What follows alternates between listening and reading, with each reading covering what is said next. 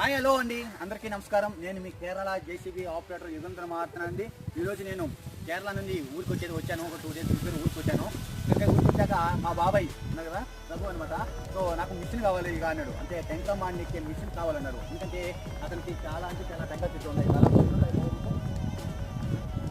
ఒక 25 చెట్ల వరకు ఉన్నాయంట. టెంకాయ చెట్లు 25 చెట్ల వరకు ఉంటే చెట్టు ఎక్కడానికి మిషన్ కావాలన్నారు. నేనైతే మిషన్ కేటాయించి కొరియర్ చేశాను. అదైతే ఇంటికి వచ్చింది. మిషన్ వస్తున్నారా?